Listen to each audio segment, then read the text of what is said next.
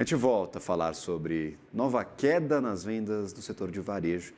O resultado de maio surpreendeu algumas estimativas do mercado e para compreender melhor estes dados, o que foi apresentado pelo IBGE que pressionou para baixo parte do varejo, chamo agora a nossa tela o fundador do Varejo 360, Fernando Faro. Seja bem-vindo, ótimo dia você, Fernando, muito obrigado pela participação.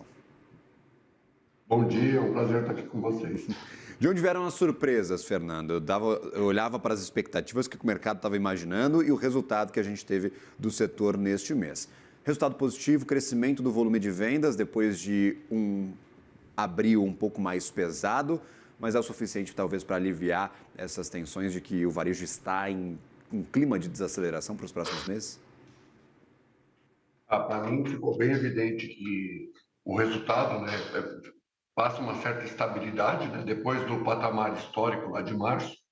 Abril veio com queda, o varejo restrito veio com queda novamente, o varejo ampliado com crescimento de 0,3, né? Para mim, é um resultado negativo, lógico que não é uma notícia 100% positiva, mas era esperado, né? Pelo menos da minha parte, né? O que a gente observa é que a partir de setembro do ano passado, quando o Banco Central começou a aumentar a taxa de juros, a patamar de 10,50, hoje nós estamos com 15, né, de taxa de juros, né, Selic. Se você cruza as duas informações, você vê que a queda das vendas no varejo, né, que a gente está observando, essa desaceleração, ela está intimamente associada com a taxa de juros, né? Então, de certa forma, é o remédio que o Banco Central tem para controlar a inflação. O Brasil é muito dependente de crédito, né? As pessoas físicas são dependentes de crédito, e todo aumento de taxa de juros, cedo ou tarde, vai acabar refletindo no consumo. E na minha avaliação, é isso que a gente está observando nesse momento. Das 8 Outro atividades ponto pesquisadas, 5 positivas ainda neste mês de maio, que é o referente à pesquisa que nós temos aqui publicada pelo IBGE. O que está pesando, o que está indicando talvez uma resiliência um pouco maior? O varejo ampliado ainda conseguiu um resultado positivo por conta de venda de automóveis e principalmente materiais de construção. Mas o varejo restrito a gente vê talvez uma dificuldade um pouco maior. Perfeito. O que se observa, né, o que vem de negativo já meio que de forma consistente é combustíveis, já vem alguns períodos, já alguns meses, já vem de forma consistentemente negativa.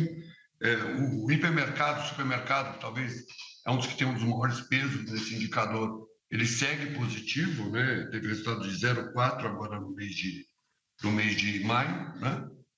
Farma também sempre veio bem. Farma acho que é muito mais uma conjuntura do envelhecimento da população, né? Então a gente tem hoje uma população com uma faixa etária mais elevada, né? A faixa etária média, né?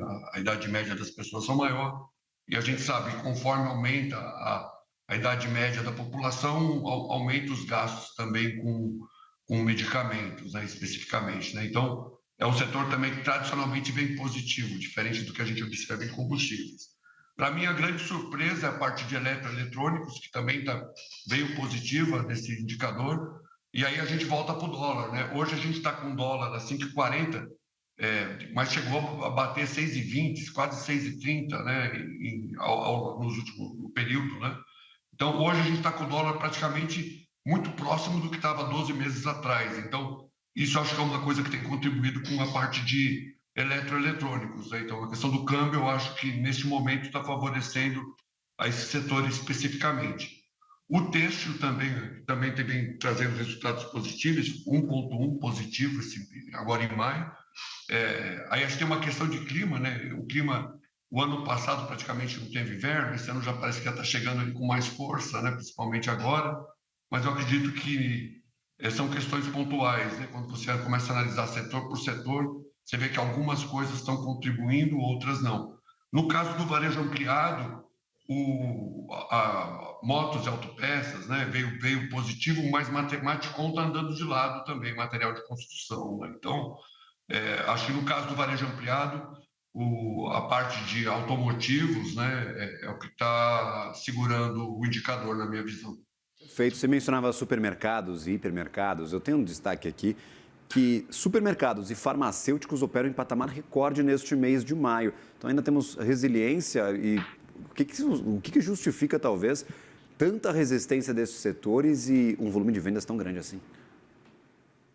Olha, tradicionalmente, né, o varejo alimentar, né, eu trabalhei 20 anos no varejo alimentar, sempre é o que sofre por último, né, de qualquer ciclo de aperto monetário, é porque as pessoas não vão deixar de comer, de consumir, né, são bens de consumo, né?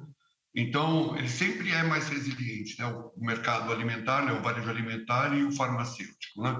Então, eu não vejo uma questão de priorização de gastos, né? Então, esses setores tradicionalmente, quando eles comecem a ir mal, vamos dizer assim, é porque a situação está bem, a conjuntura geral não está positiva. Então, tradicionalmente, eles são resilientes por essa característica.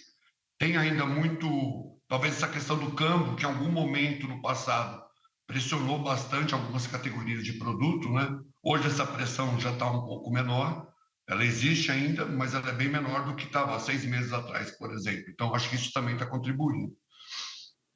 Livros e papelaria, 43% abaixo do pré-pandemia. É tendência, ô Fernando? A gente viu um resultado positivo nesses últimos meses, uma recuperação parcial, mas é um setor que está em tendência franca de queda?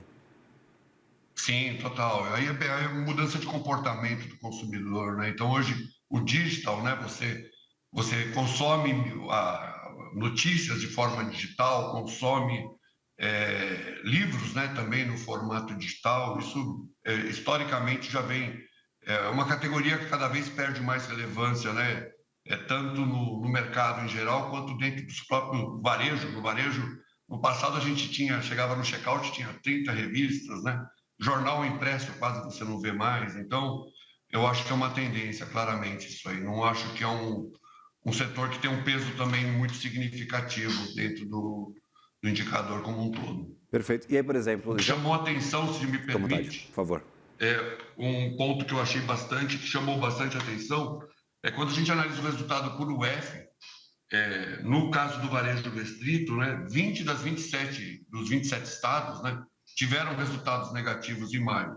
Quando você analisa o ampliado também, 16 dos 27 também teve resultado negativo. Então, isso também acho que é um pouco do que estava falando da taxa de juros, né? O impacto, você vê que já começa a fazer isso de forma, de alguma forma, toda a economia, né, acaba refletindo de forma muito mais ou menos proporcional à questão da taxa de juros, né?